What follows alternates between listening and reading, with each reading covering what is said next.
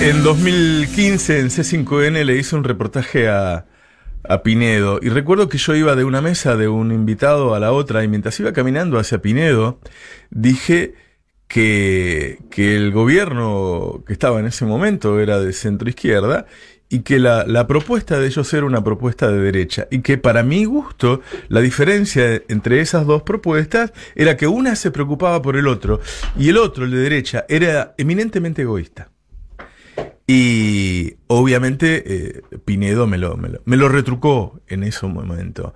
Y yo me pregunto en estos días si más allá de todo lo que uno pueda desarrollar en términos teóricos políticos o en términos de puja de intereses como hay en cualquier país, no hay en el fondo, en estas propuestas, en este proyecto, un grado de perversidad importante, una discusión más simple, ¿no? Entre tipos que se preocupan por el otro y tipos que a veces parece que gozaran con el malestar del otro.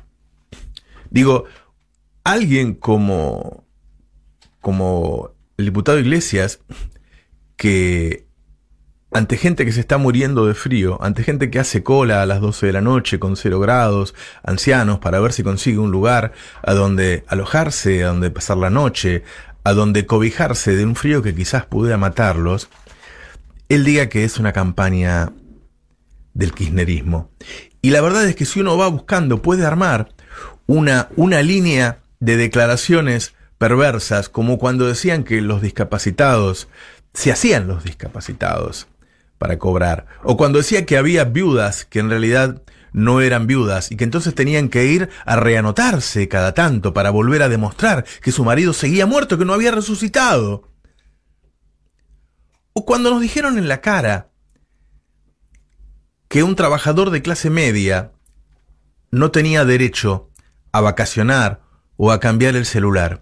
¿Cuántas cosas nos han ido diciendo en la cara? ¿A qué tipo de agravios nos hemos acostumbrado? Ellos se manejan como si nosotros fuéramos la plebe. Ellos se manejan como si fuéramos un sistema de castas y ellos estuvieran allá arriba. Y nos lo dicen en la cara, cada vez con más fuerza. ¿Y sabes por qué? No solo porque son perversos, sino porque piensan que hay un electorado perverso que ante la carencia económica lo vas a votar porque está aplaudiendo eso. Porque está aplaudiendo esa diferencia, esa cosa de casta, esa cosa de que somos nosotros y ustedes. La patria no es el otro, la patria soy yo. Y ustedes son nadies. Ante cada suceso aparecen las frases que a veces lo refrendan o a veces se anticipan al agravio. Nos han dicho que prendíamos la estufa cuando no era necesario, que abríamos las ventanas con la estufa prendida, como los negros quemaban el parqué para hacer el asado en la época del peronismo. Ahora, cuando vos ibas a revisar el aumento de uso de energía en los últimos 30 años, el aumento per cápita había sido apenas del 5%, relacionado con el nuevo uso de artículos del hogar. Es decir, eso no existía, eso era una mentira, eso era un agravio más. El agravio constante, el desprecio por el otro, no es solo un detalle al margen de esta política, está en el núcleo de esta política.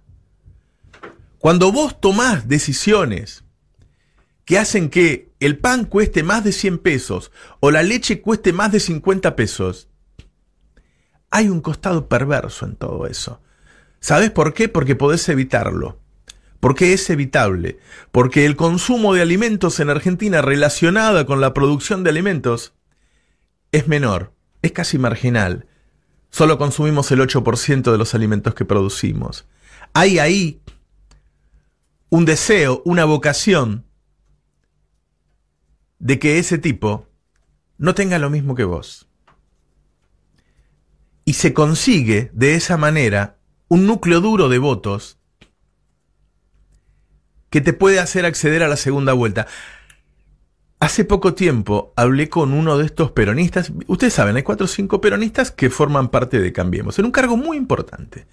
Y habían cometido una de estas salvajadas que cometen cuando encarcelan tipos a las patadas en las calles, un vendedor ambulante, alguna cosa así.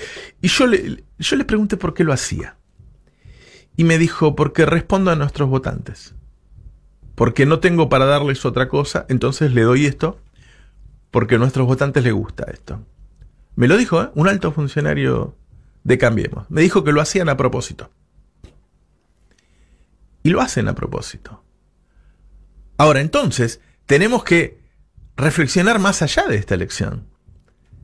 Tenemos que reflexionar sobre que lo que nos separa de ese otro, que esa grieta quizás sea más profunda. Quizás estemos hablando de personas que convivimos en esta tierra con sensibilidades más que distintas, antagónicas.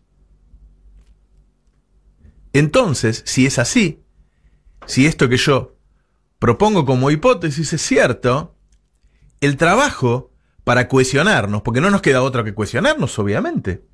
La propuesta no es ni entrar en guerra ni dividir el país en 2 partes, pero será mucho mayor, entonces el esfuerzo es mucho mayor.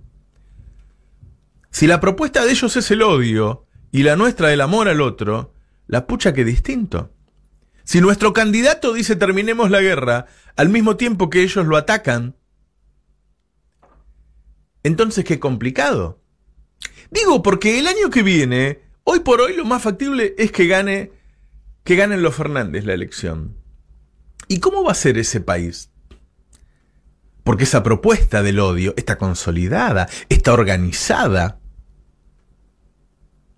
es potente, es respaldada por el poder económico, por el poder financiero, por los Estados Unidos, por el vecino Bolsonaro. ¿Cómo va a ser eso? Por más que vos tengas la administración del Estado, esa propuesta del odio, el otro es menos que yo, el otro es despreciable, ¿en cuánto va a influir en la política del gobierno? ¿Estamos en capacidades de devolver al menos alguno de los derechos, por lo menos los que la situación económica nos permite? ¿Qué va a pasar cuando se plantee volver al plan remediar? ¿Van a decir que tomamos medicamentos de más? ¿O cuando intentemos asegurar un precio de la leche que la gente pueda consumir? ¿Van a decir que son planeros? Lo que han hecho ellos en estos 4 años es generar un núcleo duro de odio tan importante que hoy es un dato político en Argentina. Ellos pueden ganar o perder la elección, pero el cambio cultural que han logrado, consolidando viejas ideas conservadoras y un gorilismo latente, pero dándole una vuelta más, laburando el verso de la meritocracia, pero de una manera agresiva, envuelta en odio, que hoy es un dato político, porque si 1/3 de la sociedad, o un poco más, está convencido de esos valores, entonces tenemos una sociedad muy distinta a la que hemos tenido en décadas anteriores. Entonces la forma en que va a tener que trabajar el próximo gobierno es distinta. La aceptación de la sociedad de esos datos de odio es un dato de la realidad. La aceptación de lo que estamos contando en los últimos días. Hoy Horacio Berbisky acaba de contar que hubo 3 reuniones en donde estuvo Macri y De Sousa en una misma habitación y Macri diciéndole, vos tenés que perseguir a Cristina porque si no te vamos a meter preso. Y hace una semana que estamos hablando de eso con Berbisky. Y no hay notas, desde luego que no hay notas de la Nata ni de Morales Solá, pero ¿dónde están las notas de los 7K, de los Tenenbaum, de las María O'Donnell? De los Berkovich también. ¿Por qué no salen a decir lo que ocurrió? Contó el otro día Horacio Berbisky que cuando lo estaban echando del diario que fundó, Página 12, el dueño le dijo, ¿sabés qué pasa? Me van a meter preso. Mi mamá llora todos los días. ¿A dónde está ese dato? Nos hemos acostumbrado a la mierda. Nos hemos acostumbrado, nos hemos degradado todos. Ese 30 y pico % que vive en el odio y los demás que lo aceptan. Los cómplices por miedo, los cómplices por interés, son un problema. Porque si tenemos un tercio que viró hacia el odio y tenemos otra cantidad, no sé cuántos, que lo aceptan, en muchos casos hasta lo justifican, entonces tenemos otro país. Entonces la argamasa con la que va a trabajar la política es distinta a la que encontramos en 2003. No tenemos que pensar solamente si en 2003 estábamos en default o ahora no, o comparar datos técnicos. No. La política se hace sobre esa sociedad. Y esa sociedad cambió, y cambió para peor.